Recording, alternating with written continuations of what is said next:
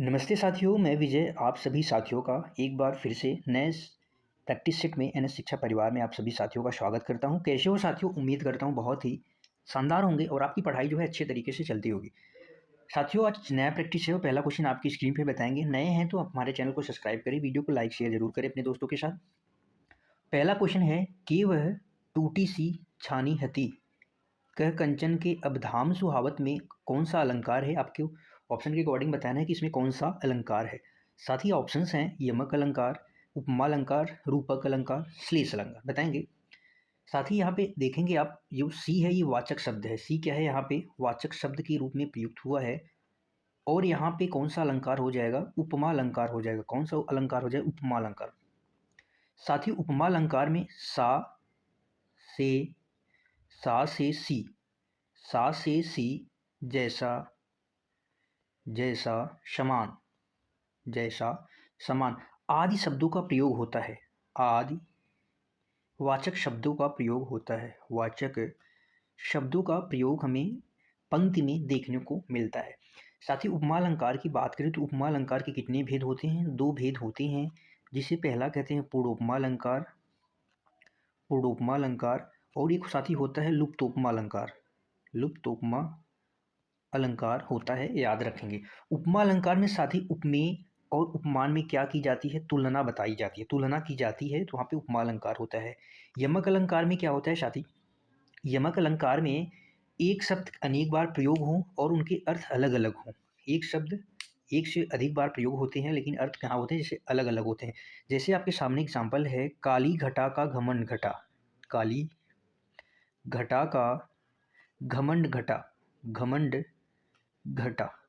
अब यहाँ पे आप साथी देखेंगे, एक घटा का अर्थ है घमंड से है, घमंड घटने से है, और एक घटा का मतलब जो काले बादल की घटा है उसका है, और एक घटा यानी घमंड घटने से है। तो यहाँ पे क्या हो जाएगा? यमक अलंकार हो जाएगा, याद रखेंगे। अगला क्वेश्चन चलेंगे, क्वेश्चन नंबर 2 की तरफ हम। हल्दी का तत्सम आपको बताना है। हीरक है, हरिद्रा है, हरिद है, हार्डी है। बताएंगे साथी। तत्सम शब्द जो होते हैं संस्कृत का रूपांतरण है। संस्कृत के शब्द ही क्या होते हैं? संस्कृत शब्द ही तत्सम होते हैं। संस्कृत शब्द ही तत्सम होते हैं। इसका आंसर हो जाएगा ऑप्शन बी जो है साथी, हरिद्रा हल्दी का तत्सम रूप है, याद रखेंगे। अगला बताएंगे, राम हंसता है वाक्य में क्रिया का कौन सा प्रकार है? आपको बताना है कि वाक्य में क्रिया का कौन सा प्रकार है। सकर्मक क्रिया है, पूर्वकालिक क्रिया है, अकर्मक क्रिया है, अनेकार्थक क्रिया है। बताएंगे साथी। सकर्मक क्रिया जो होती है कर्म के साथ होती है। किसके साथ? कर्म के साथ होती है सकर्मक क्रिया। और अकर्मक क्रिया होती है कर्म के बिना। किसके बिना? कर्म के बिना। तो साथ ही यहाँ पे आप देखेंगे, राम हंसता है, आप क्रिया पर छांटेंगे और क्रिया में क्या से जब आप प्रश्न करेंगे, अगर आपको जवाब मिल जाए तो आप समझ जाना कि वो सकर्मक क्रिया है, और जवाब नहीं मिलता है तो क्या होती है? अकर्मक क्रिया होती है। दौड़ना, हंसना, ये सब क्या है? रोना, ये सब क्या है साथी? अकर्मक क्रिया के अंतर्गत आते हैं। सकर्मक क्रिया जैसे राम खाना खाता है, खाता है क्या खाता है? खाना खाता है। तो ये सब क्या हो जाएंगी? सकर्मक क्रिया हो जाएंगी। खाना पीना, क्या खाना क्या पीना। अगला बताएंगे, क्वेश्चन नंबर 4 है आपकी स्क्रीन पे। कोई और कुछ का प्रयोग निम्न में से किस सर्वनाम में किया जाता है? आपको बताना है कि संबंधवाचक, प्रश्नवाचक, अनिश्चयवाचक, निश्चयवाचक। सर्वनाम की अगर बात करें साथी तो सर्वनाम के टोटल कितने भेद होते हैं? 6 होते हैं। और अगर शब्दों की संख्या पूछी जाए तो शब्दों की संख्या टोटल होती है जो 11 शब्दों की संख्या होती है। संबंधवाचक सर्वनाम जो संबंध बताते हैं, इसमें जो और सो शब्द आते हैं। प्रश्न में साथी कौन और क्या, कौन और क्या, कौन और क्या आते हैं। अनिश्चयवाचक में यह वह साथी, यह और वह नहीं साथी, अनिश्चय में हो जाएगा यह और वह। निश्चय में होगा, अनिश्चय में कोई कुछ हो जाएगा। इसका ऑप्शन सी राइट आंसर हो जाएगा। जो अनिश्चितता का बोध कराए, कोई आया है, कोई आया है, दरवाजे पर कोई आया है, तो ये सब क्या है? अनिश्चयवाचक सर्वनाम है। निश्चय में साथी हो जाएगा यह और वह। निश्चय में यह जो निश्चित व्यक्ति वस्तु का बोध कराए वो निश्चयवाचक सर्वनाम होता है, याद रखेंगे। अगला क्वेश्चन है क्वेश्चन नंबर 5 आपकी स्क्रीन पे। आज प्राचार्य द्वारा मधुर गीत गाया गया, इस वाक्य में कर्तृ में परिवर्तित करना है। आपको कर्तृ में परिवर्तित करना है। साथ ही आप यहाँ पे देखेंगे, एक चीज़ आप यहाँ पे नोटिस करेंगे, वाक्य में द्वारा गाया गया, यहाँ पे द्वारा साथी के द्वारा यानी आदमी, इसमें कौन सा वाच्य है? हम वाच्य की बात करें तो ये कर्म वाच्य है। कौन सा वाच्य है साथी? इसमें कर्म वाच्य है, क्योंकि यहाँ पे आप द्वारा और गया से आप बेसा अनुमान आप ऐसा प्रतीत होता है, यहाँ पे ऐसा मालूम पड़ता है कि यहाँ पे कर्म वाच्य है। और कर्ता कर्ता जो कर्ती होता है, कर्ता का चिन्ह क्या होता है साथी? ने होता है। तो आप देखेंगे ऑप्शन सी में आज और गया, सीधा सा आप गाया गया नहीं गया। आज प्राचार्य ने मधुर गीत गाया, गाया। आज प्राचार्य ने मधुर गीत गाया, और ने और गाया से आपको समझ में आ रहा है कि कर्तृवाच्य है, यानी कर्ता इसमें प्रबल है, यानी प्रधान है। कर्ता जिसमें साथ ही कर्ता प्रधान होता है वही कर्तृवाच्य होता है, और जिसमें कर्म प्रधान होता है, यहाँ पे प्राचार्य क्या है? कर्ता प्रधान है। प्राचार्य प्राचार्य कर्ता प्रधान है, उसमें कर्म प्रधान था साथी। क्या था इसमें? कर्म प्रधान था। जो गीत है, क्या था इसमें? गीत, यानी कर्म जो है वो प्रधान था। याद रखेंगे। अगला क्वेश्चन, यह कहानी, एक कहानी यह भी आत्मकथा है। इसके रचनाकार आपको बताना है कि अगर विधा पूछा जाए एक कहानी यह भी, तो कौन सी विधा है? ये आत्मकथा है। और इसके रचनाकार आपको बताना है मन्नू भंडारी, मृदुला गर्ग, कृष्णा सोबती, महादेवी वर्मा। बताएंगे क्या होगा इसका आंसर। साथ ही इसके आंसर की बात करें तो सबसे पहले इसका प्रकाशन होता है वर्ष 2007 में। इसका प्रकाशन होता है वर्ष 2007 में, इसका प्रकाशन होता है। और इसके जो लेखक हैं, लेखिका हैं, मन्नू भंडारी हैं। इसके लेखक कौन है? मन्नू भंडारी हैं। और अगर कुछ अन्य इनके कहानी संग्रह की बात करें, अन्य प्रसिद्ध कहानी अन्य की बात करें, तो साथ ही इनके जो प्रसिद्ध हैं लिख लेंगे थोड़ा सा। एक एक प्लेट सैलाब, एक प्लेट सैलाब, एक प्लेट सैलाब। इसका अगर प्रकाशन वर्ष बताएं तो 1962 में होता है। और उसके बाद मैं हार गई, अन्य कहानी है मैं हार गई। साथ ही मैं हार गई 1957 में इसका प्रकाशन होता है। इसके बाद साथ ही तीन निगाहों की एक तस्वीर, यही सच है, यही सच है। इसका प्रकाशन 1966 में होता है। त्रिशंकु प्रसिद्ध है, त्रिशंकु, त्रिशंकु 1978 में इसका प्रकाशन होता है। याद रखेंगे कि कुछ कहानी, अन्य कहानी संग्रह हैं आपकी स्क्रीन पे।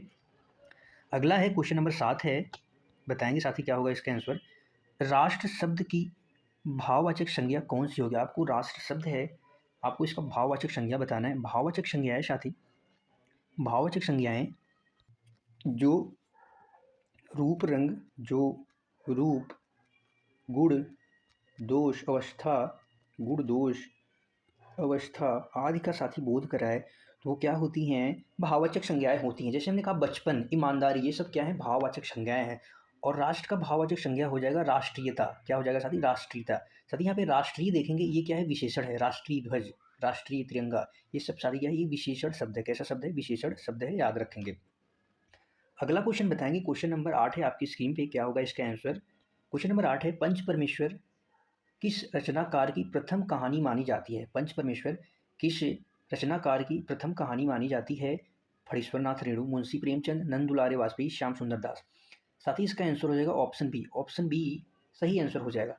हम साथी अगर मुंशी प्रेमचंद के अन्य नाम की बात करें तो धनपत राय, इन्हें कहा जाता है धनपत राय, धनपत राय, धनपत राय, नवाब राय, इनके क्या हैं? प्रसिद्ध नाम हैं। अन्य नाम की बात करें तब धनपत राय, एक नाम और है नवाब राय, नवाब राय।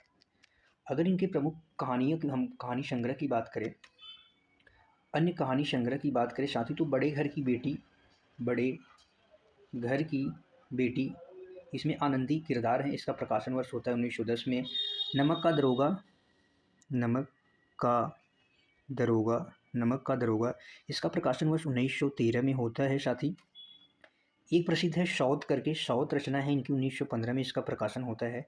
इसके बाद शवाशेर गेहूँ, साथ ही शवाशेर गेहूँ, शवाशेर गेहूँ 1924 में प्रकाशन होता है। इसके बाद बड़े भाई साहब, बड़े भाई साहब, बड़े भाई साहब का 1934 में प्रकाशन होता है। आप सभी याद रखेंगे। इनकी कुछ अन्य महत्वपूर्ण रचनाएं हैं, ले लेंगे स्क्रीनशॉट। अगला क्वेश्चन है क्वेश्चन नंबर 9 आपकी स्क्रीन पर। यह र ल व किस वर्ग के व्यंजन है? अंतस्थ व्यंजन है, ऊष्म है, तालव्य वर्ण है, ओष्ठ वर्ण है। साथ ही हम अगर ओष्ठ वर्ण की बात करें तो ये क्या है? उच्चारण स्थान। ये ओष्ठ क्या है? उच्चारण स्थान है। और जिसमें प वर्ग के सभी व्यंजन आते हैं, प, फ, भ, भ, म। इसके साथ साथ ही छोटा ऊ और बड़ा ऊ भी आता है। तालव्य वर्ण की साथ ही हम बात करें तो तालव्य वर्ण में च वर्ग आता है। कौन सा वर्ग? च वर्ग के सभी व्यंजन, च, छ, ज, झ, ई हैं। इसके बाद साथ ही आता है ई, छोटी ई, बड़ी ई, ये और स, ये और श आता है। ऊष्म व्यंजन की बात करें साथ ही तो शेख है, श है, शेख है, श है, ये चार की क्या होते हैं? ऊष्म व्यंजन होते हैं। और अंतस्थ व्यंजन की हम बात करें तो अंतस्थ व्यंजन य, र, ल, व होते हैं। याद रखना है आपको। अगर व्यंजन की कुल संख्या आपसे पूछी जाए तो कितनी होती हैं? 33 होती हैं। वहीं अगर आपसे वर्गीय व्यंजन की बात की जाए तो कितनी होते हैं? 25 व्यंजन होते हैं वर्गीय। वर्गीय व्यंजन कितने होते हैं? 25 होते हैं। कुल वर्ण साथी पूछा जाए आपसे कितने होते हैं, तो कुल वर्ण कितने होते हैं? 52 वर्ण होते हैं। 52 वर्ण होते हैं, याद रखेंगे आप। अगला क्वेश्चन बताएंगे, क्वेश्चन नंबर 10 है आपकी स्क्रीन पे। राजश्री बताना है आपको, राजश्री किस रचनाकार का प्रथम ऐतिहासिक नाटक माना जाता है? राजश्री अमृत राय का, शकुंतला माथुर, रामकुमार वर्मा, जयशंकर प्रसाद। इसका आंसर हो जाएगा ऑप्शन डी, जयशंकर प्रसाद जी का। जयशंकर प्रसाद जी का एक प्रसिद्ध कथन है, ले चल बुलावा देकर मेरे मालिक धीरे धीरे, और इन्हीं छायावाद का प्रवर्तक भी कहा जाता है। छायावाद के प्रवर्तक भी कहे जाते हैं। अगर इनके अन्य नाटक की बात करें साथी, अन्य नाटक जो अक्सर एग्जामों में पूछे जाते हैं, सज्जन सज्जन 1910 में प्रकाशन होता है। कल्याणी कल्याणी परिणय कल्याणी परिणय 1912 में प्रकाशन होता है। इसके बाद साथी करुड़ालय जो प्रसिद्ध है,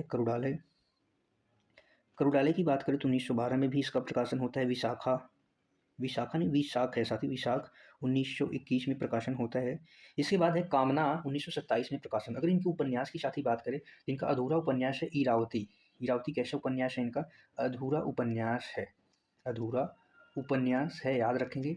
अन्य उपन्यास इनके कंकाल तितली इरावती है, इरावती जो कि इनका क्या है? अधूरा उपन्यास है। इनके और नाटक हैं स्कंदगुप्त, चंद्रगुप्त, धूस्वामिनी, ये सब क्या है? इनके प्रसिद्ध नाटक हैं, याद रखेंगे। ठीक है साथी, आज के लिए बस इतना ही बताएंगे साथी। आप सभी को क्लास कैसी लगी? क्लास अच्छी लगी हो तो क्लास को लाइक करें और शेयर जरूर करें अपने दोस्तों के साथ। क्लास को अंत तक देखने के लिए आप सभी साथियों का तहे दिल से धन्यवाद। कल मिलते हैं एक अगले नए प्रैक्टिस सेट में। तब तक के लिए bye bye. Thank you so much. खुश रहिए, मस्त रहिए, पढ़ते रहिए। जय हिंद साथियों।